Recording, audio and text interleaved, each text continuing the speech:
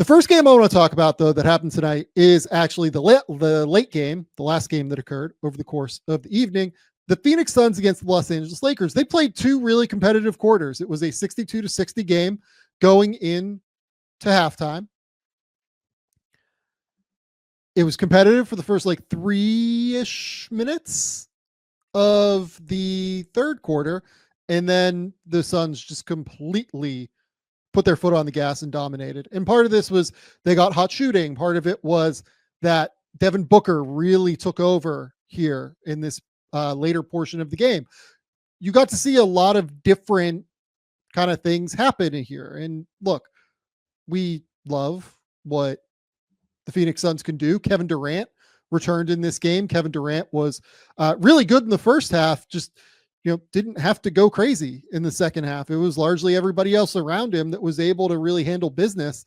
And Kevin Durant goes for 23 points, 6 rebounds, only has to play 30 minutes for a team that it feels like really needs him to play quite a few minutes oftentimes. But I think what I want to talk about here is actually just the Lakers' defense. It just was not very good tonight. Especially in that third quarter run, but even over the course of the entirety of the game. And I felt like in that third quarter run, all of the Lakers' holes defensively kind of came to bear in a way that was concerning. So I want to talk about it. We're just going to break down a little bit of tape, just 4 plays that I think kind of encapsulate the problems that have occurred with the Lakers on defense so far this season. The Lakers overall defensive efficiency so far this year is actually 26th in the NBA. They have a 117.9 defensive rating so far. And that's a real problem. Obviously, they're going to have to improve the defense if they want to really, take that next step into the contention window. By the way, if you want to hear about contention windows and contenders across the league, I was on Jason Timpf's show earlier. That will go up tomorrow. We're going to break down contender tiers, contender rankings, everything like that across the league. So keep an eye on that over on the Hoops Tonight channel. We talked a lot about the Lakers, and one thing that Jason brought up was just generally their lack of team speed. And the second thing that he brought up was their transition defense. The transition defense we've known has been really bad. We'll absolutely talk about that here momentarily. But I think there are more issues than just the transition defense in general. And I just pulled 4 clips from this fourth quarter run, right? Or the third quarter run. I'm sorry. I didn't want to go crazy here. I think that these 3 or 4 clips encapsulate kind of all of the issues that you see the Lakers have defensively. So just to start, you're going to see a screen come up. It's basically a stack pick and roll. In fact, it's not just basically a stack pick and roll. It is a stack pick and roll. For people who don't know what a stack pick and roll is, I'm happy to kind of talk through it. So screen here, back screen here. Booker can exit out that way, can exit high, can exit this way. Whatever way he wants to roll, he has that ability. And Kevin Durant will come around the screen. So teams have different ways of defending this. You'll see, I'll talk about why the Lakers were bad in this possession, right? Sometimes teams will say, okay, if the guard is coming up, let's do a guard to guard switch, right? You'll have Dalton connect, just switch on to Kevin Durant. You'll have Austin Reeves take Devin Booker, and the big will stay attached here to Yusuf Nurkic.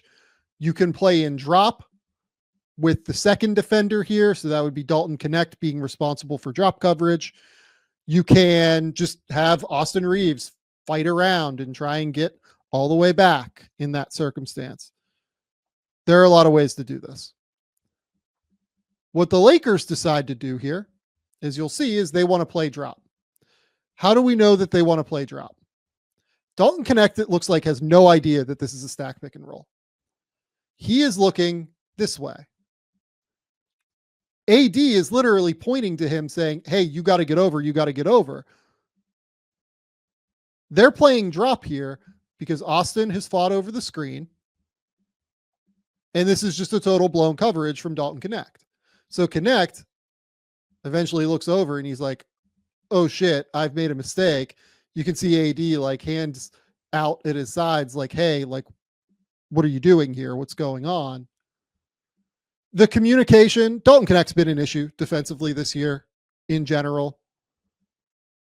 But what I will say is that their communication by and large has not been great.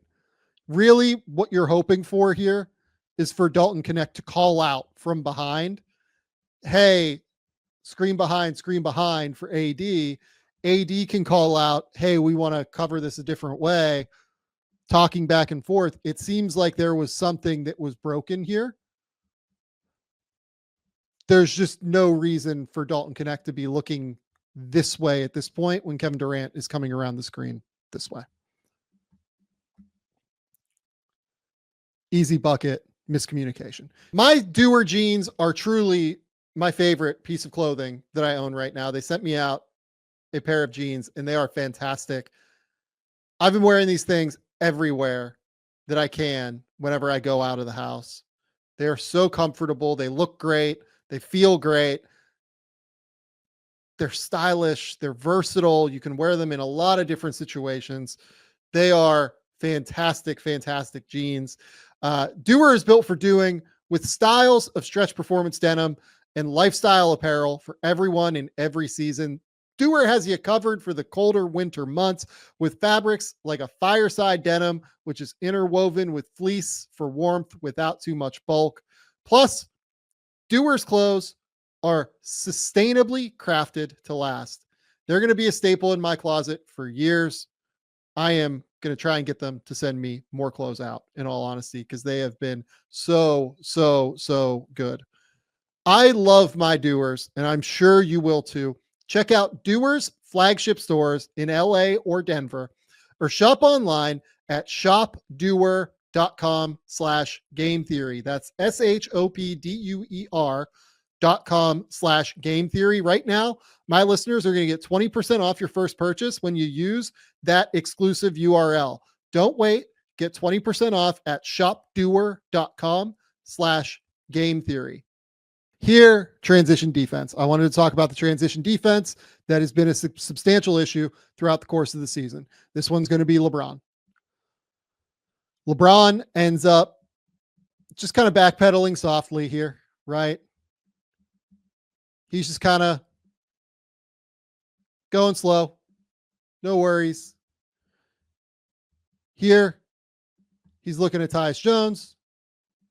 Tyus Jones is receiving a pass right now that is coming from, I think, Devin Booker. That makes LeBron see that Royce O'Neal is behind him. The issue here is that these two are in no way, it seems like, communicating. Again, multiple ways you can handle this, right? D'Angelo Russell can handle the ball.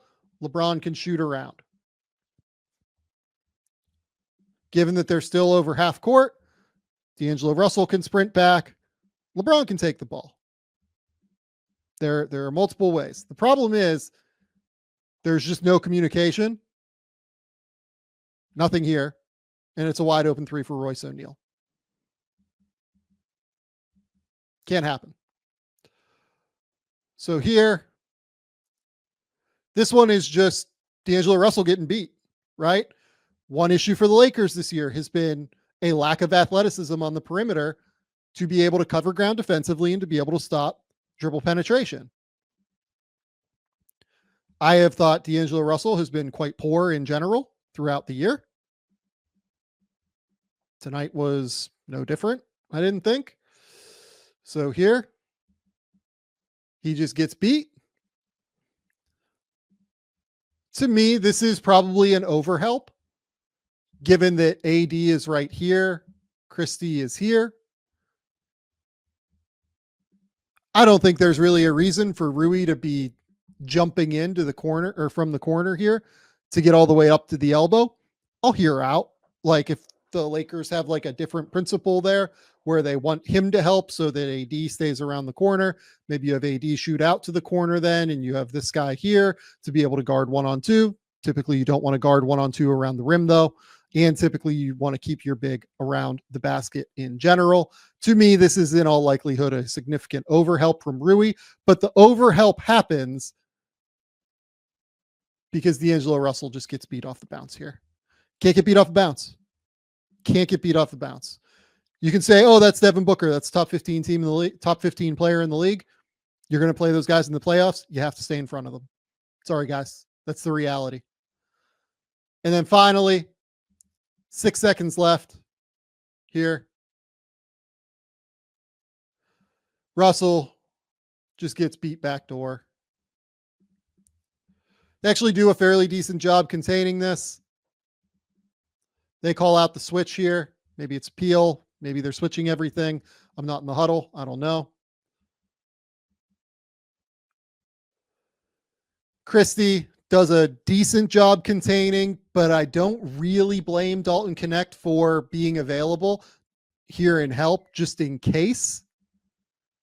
Now, I think Dalton has to be a little bit more aware, has to probably have his arms out a little bit earlier here to be able to cut off that pass to Grayson Allen. I understand why D'Angelo Russell is thinking, hey, I might have to help the helper here if Dalton commits all the way over. Because if Connect commits here and like really truly helps all the way over, Russell has to help down onto Grayson Allen. But Connect never really does that. So for him to decide, I'm just going to freewheel this and fake double here, even with 3 seconds left, it just opens up a wide open backdoor cut for Tyus Jones. Can't happen. Just can't happen. I'm sorry. It just can't happen. So we can talk about the fact that the Suns, shot 1,000,000,000% from three. We can talk about the fact that the Suns, made some contested shots with Devin Booker and Kevin Durant, whatever you want to talk about. Fair enough. End of the day, the Lakers have defensive breakdowns that they need to fix. I don't think that's being too harsh. I don't think that that's being particularly negative. The Lakers have to fix some things defensively in order for them to have success on the biggest scale and on the biggest stages in the playoffs, which ultimately is where I think they are trying to go.